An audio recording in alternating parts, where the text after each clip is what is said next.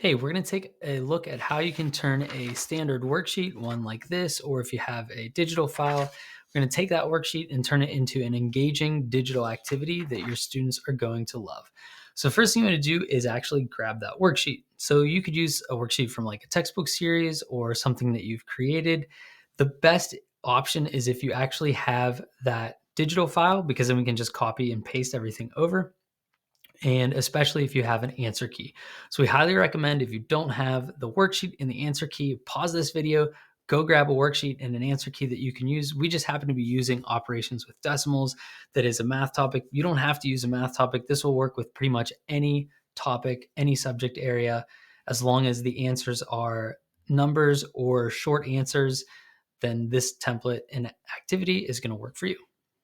Once you have your activity and your worksheet, next thing you want to do is open the activity file.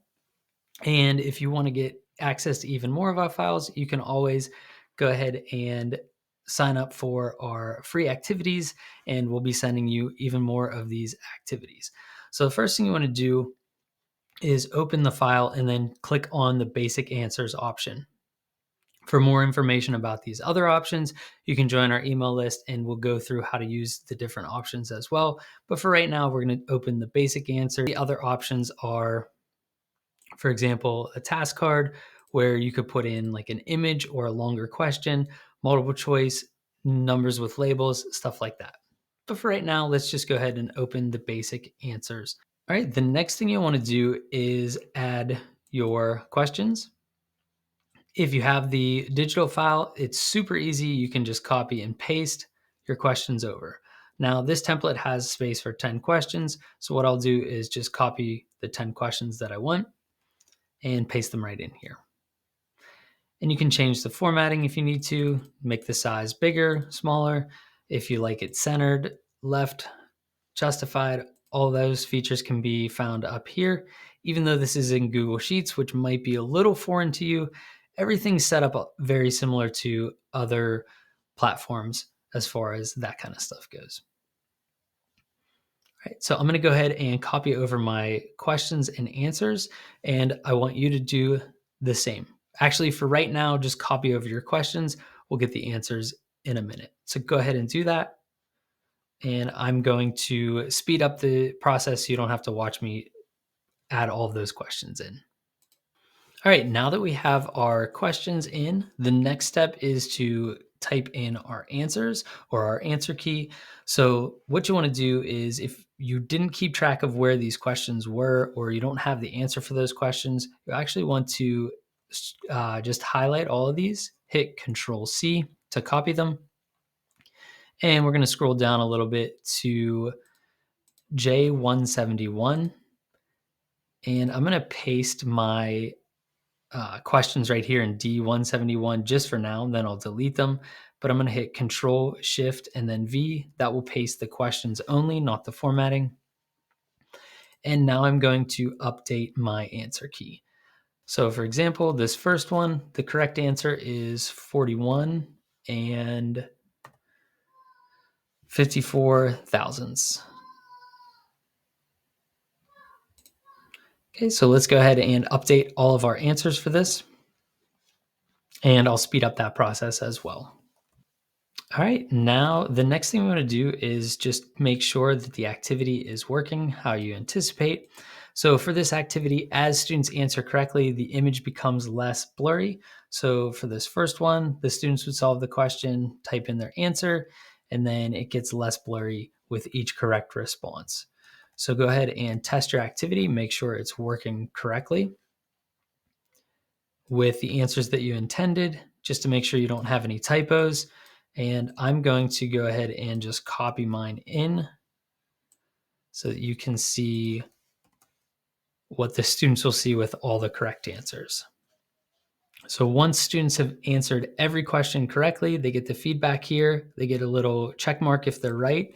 They get a little X here to let them know if they're not right. And then when students are completely done with the activity, there's just a fun little brain break for them.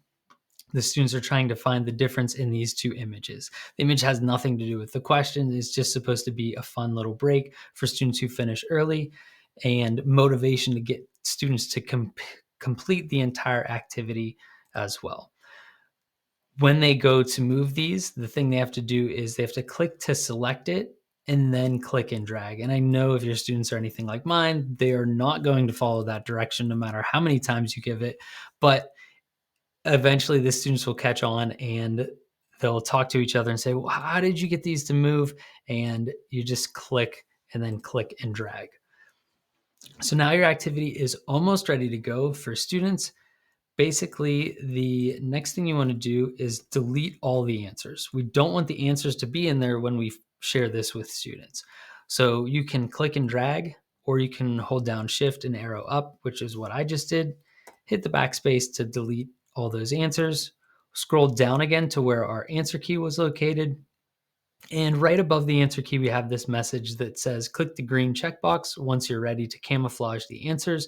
Don't forget to hide the unnecessary rows after you're done. Okay, so let's do that. We'll click this checkbox.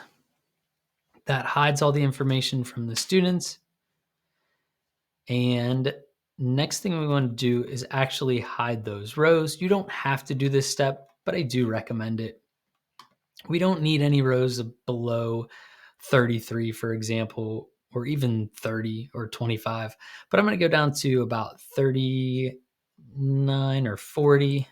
Click on that row, hold down Control Shift, and then hit the down arrow. That'll highlight all of these rows. And I'm going to right click and then hide rows. Make sure you don't delete them, then the activity won't function properly. You want to hide them instead.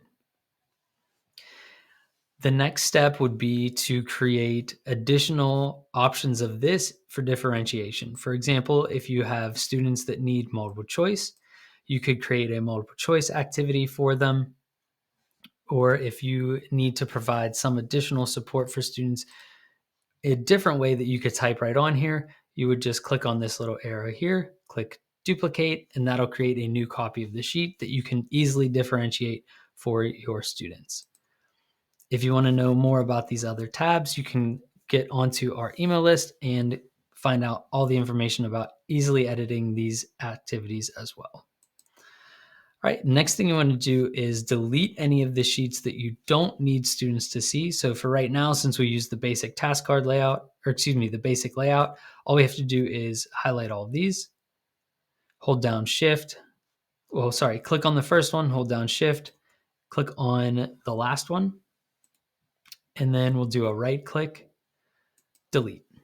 It'll tell you you're going to delete 7 sheets. You can click OK. We don't need any of those sheets anymore. And that's pretty much it. Your activity is ready to share with students. Next thing you'll do is either post this on Google Classroom or Canvas or wherever you post activities. If you do have to share the students the direct link, here's what you're going to do. You'll go up to Share.